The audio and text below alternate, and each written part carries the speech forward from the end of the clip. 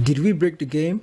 Probably. FM24 is a tough game to break, but this tactic scores at least 5 goals in most of the games that it actually plays, and it even took a financially struggling non-league side into the playoff finals. Just to cover all bases, I did go on to test the tactic with 4 European teams, and each of these teams had a different story. This is the broken tactic from Football Manager 2020, and we're attempting to break FM24 with the same tactic. So I also tweaked this tactic for my lower league save in Scottish League using East 5, Scottish League 1 I think, and I'll show you how to adjust the tactic or use the lower league version in case you're not managing an elite top team. We'll start off with big hitters PSG. They're responsible for most of the explosive goal scoring football that we see in the French league. They're blowing off teams 6-1, 8-0, and their recent 9-0 victory over Toulouse in their run to the title. That's just ridiculous. How do you beat somebody 9-0? Toulouse not in the Europa League. PSG has a goal difference of 92. Think about it. 92. They scored the most goals in the league with 118. They have the most points per game. Obviously, I did expect that. 2.59 is pretty heavy, but they've only conceded 26 goals. That's one short of Monaco that actually conceded the least in 25. While football is not played in the French league alone, PSG suffered a rare 5-1 defeat to Atletico Madrid in the Champions League round of 16. They did do well in the group stage where they met Real Madrid twice. They beat Real Madrid and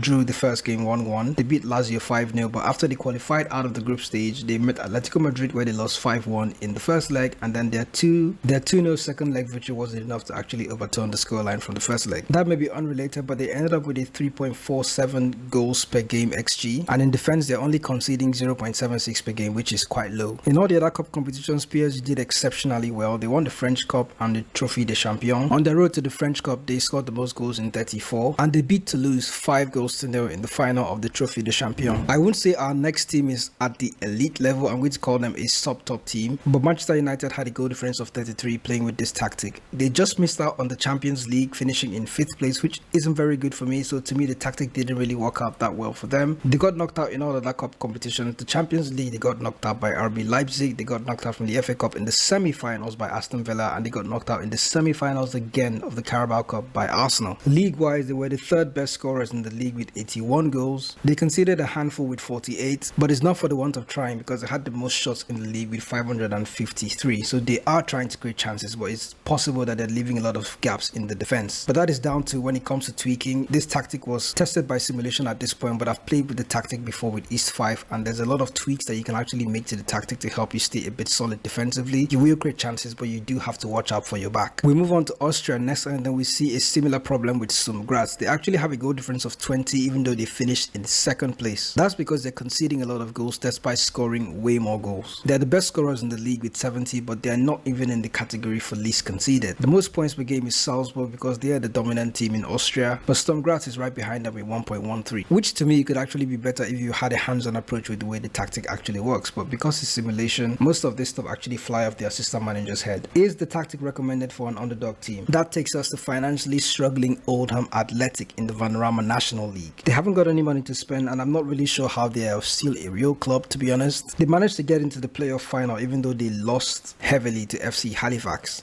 In the midst of it all, they've had some good wins. They beat Barnet 5-0, and then they also went on to beat Eastleigh by 3-0 and Bromley as well by 3-1. They've beaten Barnet before in the FA Cup by 6-2, and in the league they scored the most goals with 110. They were also the team or the 2nd best team with points per game by 2.08 points. They were the one team that actually racked up possession with this tactic. They had 58% possession compared to all the other teams that kind of had the range of 55 and 54% possession. There's plenty of firepower here to actually blow teams away, but you do have to manage the games closely, as I've seen that actually improves your results and helps you concede less goals. So I'm going to walk you through the tactic, and you'll be shocked how down to earth straightforward this tactic actually is, and it's shocking how it actually works, to be honest. We'll start off with whatever shape this looks out to be, but obviously this is not going to be the tactic is going to be shaped up. So we do have one central defensive midfielder, and then the other player, these are the 2 central midfielders, are going to be on the right hand, or is a conventional 4-3. I should have just clicked just 4-3-3. Sure you get. Now for the elite version, which is the way the tactic comes out straight from the box, the sweeper keeper is on defend duty. Oh, actually no, he's on support duty. And then in place of central defenders, you're going to have ball playing defenders on defend duty, and both of them do not have any instructions, so you don't need to really worry about that. On the wing backs duty, you have wing wing backs on support duty on the left hand side and on the right hand side. Both of them are wing backs, but in defensive midfield, instead of an anchor man here that was seeing, you're going to have a defensive midfielder on defend duty. This trinity here in DM on defend and ball playing defenders on defend are going to be your cover. They are going to be the guys that are going to help you stop the counter attacks when everybody else is flying forward, because everybody else will fly forward. So going into the central midfield, on the left hand side you will have a mezzala playing on attack duty, and then on the right hand side you have another mezzala playing on attack duty.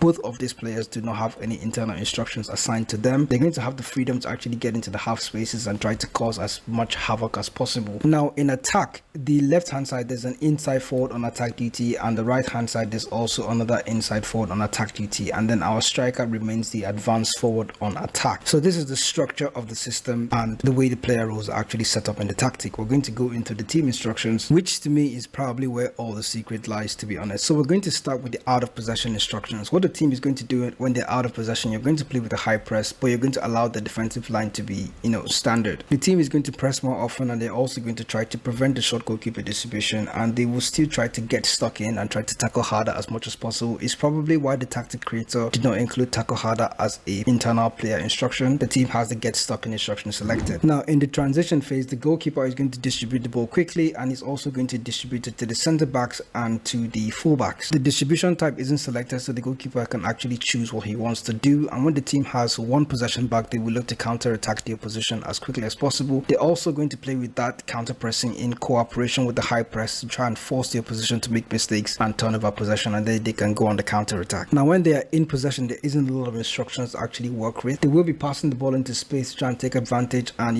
take on the opposition, use that space and exploit the gaps. Passing directness is going to stay on standard, but there's going to be a slightly higher passing tempo. There's a fairly wide attacking width, but the team is also going to play out of defense. For the final third, there isn't any instruction set to these parts, so there's a lot of freedom, and there's the reason why that is the case. General mentality for this tactic is attacking, so when the team is going to try and score goals, the tactic creator, to my understanding, didn't really want to force anything in this region, so they will not just be too passive. Attacking mentality does work well with the standard passing directness and a slightly higher tempo. Now for the lower league version, I didn't really alter the team instruction that much. It was down to just altering the player roles, because using wing backs and inside forwards in the lower leagues, I didn't really have those players at East 5, so what I did was to switch the wing backs to play as fullbacks now. So what I did have was fullbacks, and then we don't have ball playing defenders in my team, so I used standard central defenders. My goalkeeper, I switched him from playing as a goalkeeper on support to a super keeper on defend. A super keeper on support to play as a super keeper on defend. The defensive midfield, I did keep him that way, and I did also keep the mezzalas on attack duty, because I noticed that in the lower leagues they do have players that actually enjoy playing as mezzalas on attack. Now because we have fullbacks and they are not readily exploding high up the pitch, I asked my wingers to play as wingers on attack instead of inside forwards on attack. Advanced forward, I did keep him that way, and if you look at the team mentality, it's currently set to balance right now. The original tactic has an attacking mentality, and I used the attacking mentality as well even when I was playing with East 5 in the lower leagues. But what I did differently was that after we got the first 2 or 3 goals, about the first 2 goals, I did go on to switch this from attacking to positive mentality, and much later I did move from positive to balanced mentality, and towards the 85th minute or even the 80th minute in the game, I did go all the way down to very defensive to try and shut teams off and not try to attack as much again, because I noticed that if you're playing with an attacking mentality throughout in this game, the opposition will punish you heavily. Your players are going to get tired very quickly, so that's what the simulation was actually showing. You will concede a lot of goals because you're allowing teams have so much space in behind you to attack. So when I was managing with East 5, I had an attacking mentality at the start, and towards once we've got the first 2 goals also, we shifted all the way down to positive, tried to control the game and quiet it down, and then move all the way down, start moving this mentality slider downwards until we are done with the game, unless I saw a need to actually shift it back up again, but rarely did that happen. So those are the subtle tweaks that you can actually make. For bigger teams, if you're playing against stronger teams, you can actually start with a balanced mentality and take it up to attacking if you're